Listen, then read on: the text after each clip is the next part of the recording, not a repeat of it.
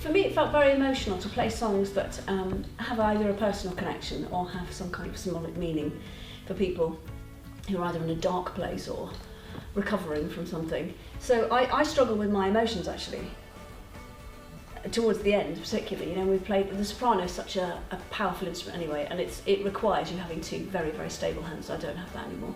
So I think I was quite nervous, very nervous about playing it, because it's such a precise bit of tuning. I haven't used these mouth muscles to play that saxophone with for about 5 years, so you know, I'm completely out of touch with how you play it. But I struggled to get through it emotionally, because it just suddenly made that powerful reconnection for me, which I haven't had for such a long time. So I was really shocked, and that had really touched me so deeply, really affected me quite a lot during the performance.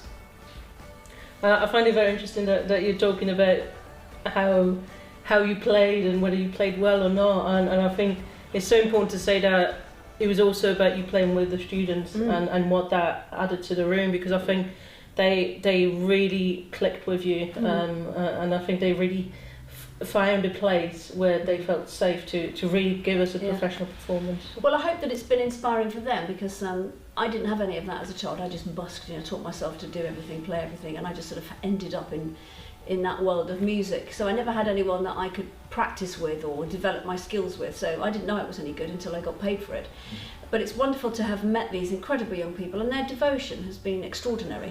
I mean, they stopped being paid about 6 months ago, but they've been back in the room, you know, rehearsing, really refining the detail between themselves, nothing to do with me, I've been miles away. But it's just been so wonderful to see the difference in their musical understanding of one another, and that's what it is to be a musician. It's that dynamic listening, that sensing without seeing, just knowing when that downbeat comes and everyone's on it. It's a really exciting thing. We didn't have that back in April, so COVID's done us a favour in many respects, because I don't think it could have been this tight a band really back in the day. But they've certainly got a lot braver, and it's been a wonderful thing for me to just be in the gang, I suppose. It's made me feel a lot younger than I really am, and it's made me feel validated again, I suppose. So in spite of all that I haven't got, I've got so much. And today's been such an amazing event, I'm going to start crying.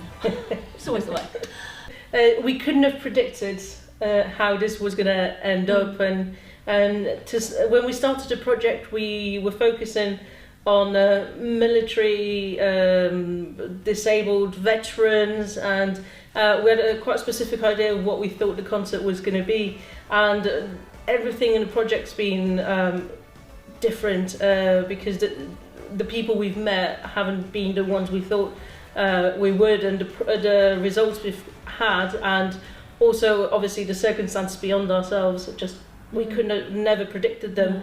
But what's come out in its own way is absolutely amazing. Well, your tenacity, and it's difficult to get money.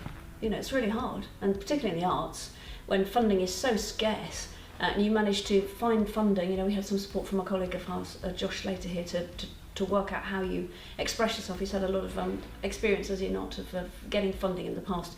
Was really generous with his knowledge and shared that with us, and you were able to secure the money.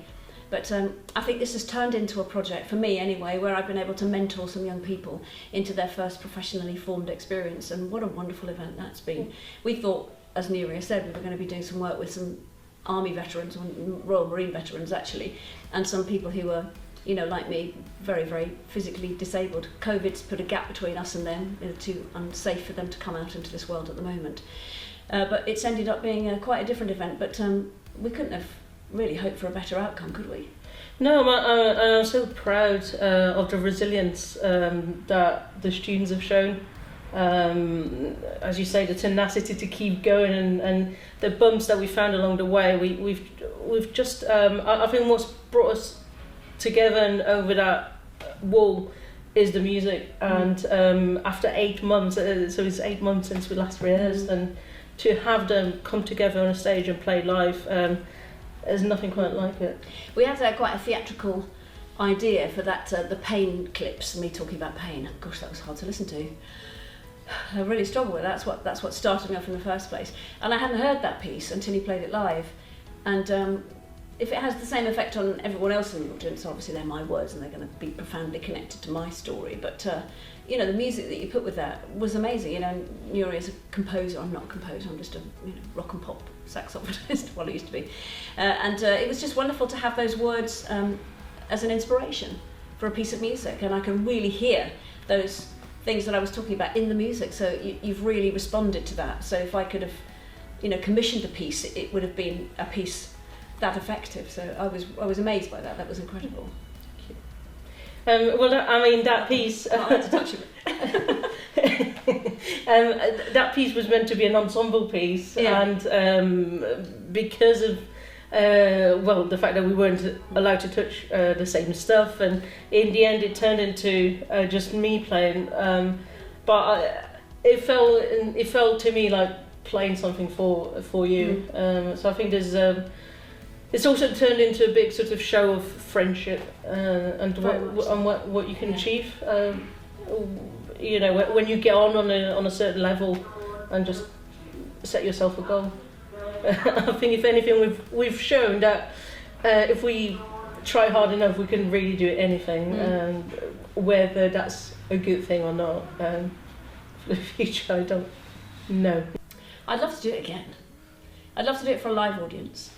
I don't think I'd hold my emotions as well as I did. Seeing people's faces would have been really difficult. Seeing people's faces I know. I'm just imagining it now, feeling really emotional. But I think if my parents had been there, because they don't know I'm doing this, if my parents had been there, that would have been very difficult. I think they've seen me through some very hard times. And I would want to do it again, much bigger, more time. You're thinking Wembley? Wembley. I would want more time, more resources, more money, more musicians. If anything, this was just a snippet of what we can do, and I would really want to offer that many more people the opportunity to take part in something like this. Yeah, I think we could scale it up, and really get some buy-in from people who, like me, have been very far from music, but music has been very significant to them. Just to bring them back to life, really, would just be amazing too. And it bonds you forever. I will always be in this room with those young people because today has been such a life event for them and for me and for you. You brought all this together. This is your idea embodied. The best bit, I think, for me personally, is the opportunity to do it. I think this is, some of us here, is the main professional thing that we've done as musicians. And I think to be able to be part of the opportunity and to be able to play with other people who, at this age, are probably some of the best musicians around, I'd say that for me has been definitely one of the best experiences. The hardest part, I think, knowing, again, as I said, as it is a professional thing, having to keep yourself at that standard and to stay, I think it's more a psychological thing where you can't let yourself slip. So that means listening to the songs 10 times a day or practicing your instrument for a certain amount of hours consistently. I think trying to stay at that level and that level of consistency to match the criteria that is this professional performance. The best part for me was actually getting on the stage and having the lights and having everyone around. And yeah, it wasn't what we sort of originally planned back in, what was it, January when you first approached me? Like January when Núria first approached me to put this together and stuff. I wasn't expecting this, but boy am I glad that it happened. I think the worst part for me was staying in touch with everyone, and not even in a sort of connection way, because we're all good friends and we can all call each other and stuff, but it was actually keeping that physical, mental thing going and having the morale stay up, because I know there was a point a few months back where we were just like, is it ever going to happen? Are we just wasting our time? Why are we putting ourselves through this mental torture, basically, of doing our degrees and then trying to do this performance? But I think it's really been worth it. So yeah. I think the best bit for me was actually once we finished it and being like, yeah, we did it. And finally, all the hard work, all the practice, it finally, I think it paid off. I hope it did. And I think the hardest bit, I'd agree, was when we thought it might not be happening. And then having that, the strain of we worked so hard for it, and then suddenly it sort of got taken away.